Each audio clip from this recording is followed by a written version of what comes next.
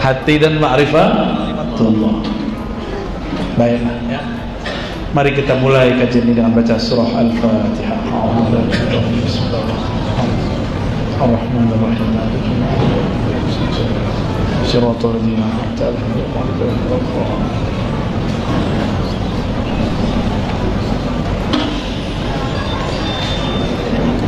Apabila kita sholat kiblatnya ke Ka'bah, maka saat qalbu dihadapkan, dia menghadap kepada nama yang punya Ka'bah. Siapa yang punya Ka'bah? Allah. Maka namanya Allah. Maka apabila seseorang hendak menghadap kepada Rabbul Ka'bah, setelah badannya menghadap, qalbunya juga harus menghadap. Ini cara sholat. Qalbunya dihadapkan kepada nama yang punya Ka'bah. Bagaimana caranya? Disitulah pentingnya bimbingan zikir talqin dari guru, supaya nama Allah masuk ke dalam qalbu. Ya, maka disebutlah nama Allah. Lafaz Allah itu jika benar dia tulus, qalbunya tulus, nggak mesti suci. Saya sangat tidak percaya ada hati yang benar-benar suci. Nggak percaya. Hatta Nabi Muhammad merasa dirinya tidak suci. Beliau mengatakan, innahu la yughanu ala qalbi. Sesungguhnya qalbuku ada ghainnya. Ghain itu cahaya. Tapi bagi seorang nabi, qalbu tertutup cahaya itu sudah masih dianggap masalah. Sedangkan qalbu kita ditutupi oleh kegelapan, lebih masalah lagi.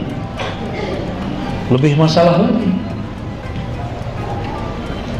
Nah, ini tahapan paling penting ketika orang hendak sholat.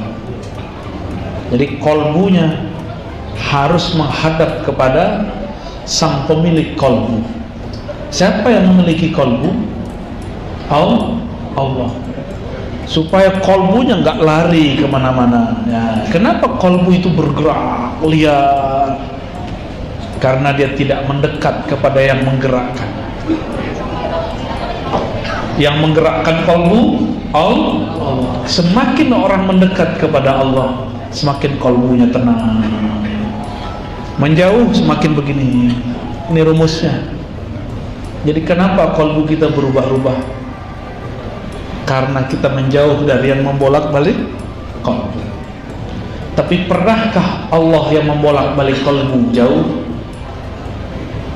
Allah tidak pernah jauh. Kita yang merasa jauh. Kita yang merasa iman naik dan turun. Allah dengan naiknya iman kita tidak bertambah mulia. Dengan turunnya iman Allah pun tidak hina. Jadi nggak ada urusan Allah sama iman kita naik atau iman kita turun. Ini ma'rifat qalbiyah. Dan qalbu itu hanya dicipta untuk nama Allah. Titik. Coba diulangi. Qalbu hanya dicipta untuk nama Allah. Titik. Dah. Isilah dengan cincin, nggak suka dia. Isilah dengan perempuan, dengan laki-laki, nggak masuk, gelisah. Maka kalau seorang suami memasukkan nama istri ke qalbunya, dia akan gelisah, dia akan cemburu buta. Nanti dia tiba-tiba sewot, tiba-tiba dia marah sama istrinya. Sama istri kalau memasukkan nama suami ke dalam qalbunya, dia telah menyekutukan Allah. Maka dia tidak relakan ketentuan Allah pada suaminya. Ini bahaya. Itu bahaya itu. Maka merdekakanlah qalbumu dari selain nama Allah. Serahkan orang yang engkau cintai kepada Allah. Baru wa ma lillahi baqiyah.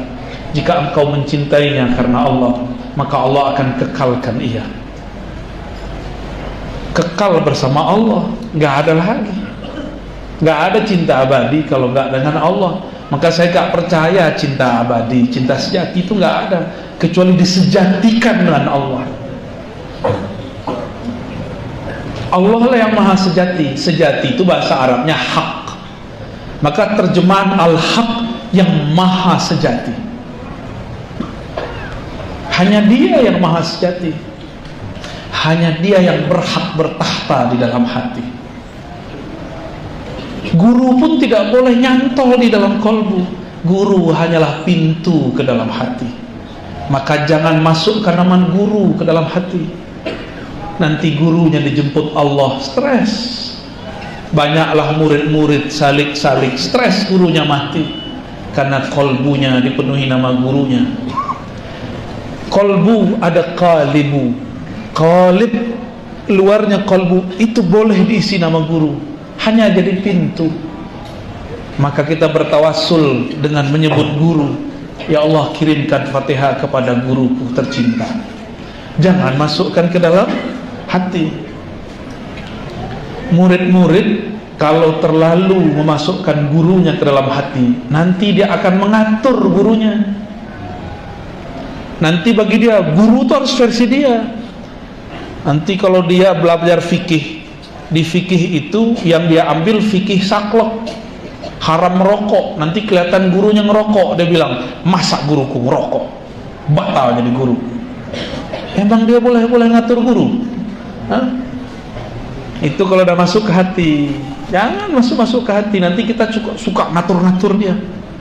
Nanti kita menjadi musuhnya.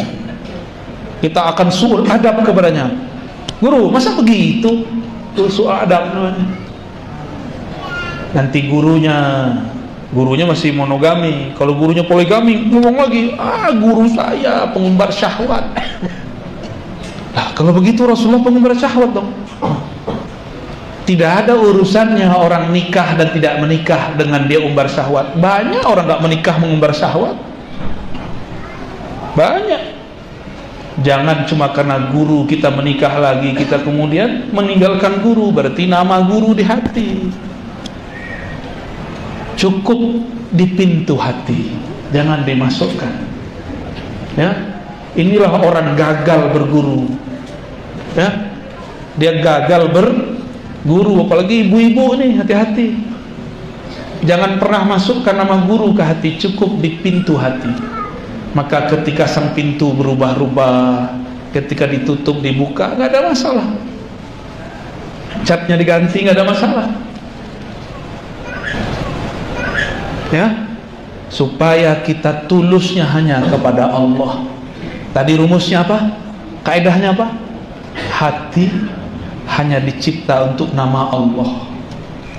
Maka mencintai guru hanya karena Allah, bukan karena menurut saya itu guru, menurut kamu berarti kamu berguru dengan nafsumu.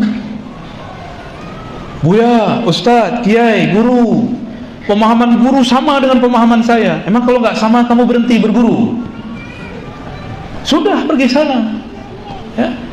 Apa kita mengatur guru? Emang kalau guru nggak sesuai paham kita, kita tinggalkan? Berarti kita suul adab mengatur-ngatur guru. Inilah yang terjadi pada murid-murid kazib. Ada dua jenis murid. Murid yang hatinya kazib, hatinya bohong. Guru menghantarkan dia kepada Allah, dia malah berhenti pada gurunya. Dia atur-atur gurunya. Disitulah beberapa guru yang berhati belum kamil mukamil, lemah. Akhirnya ceramah ikut selera jamaah. Terjadi perubahannya, terjadi. Akhirnya mursyid ikut selera orang-orang yang nguntit kepadanya. Akhirnya guru tidak punya pendirian, yang penting jamaah senang. Itu sama dengan orang dagang bisnis, yang penting konsumen enak, tenang, yang penting tetap diundang, yang penting ilmunya dibeli terus. Nauzubillah min dzalik. Ya, wa ma lillahi baqiyah. yang karena Allah pasti kekal.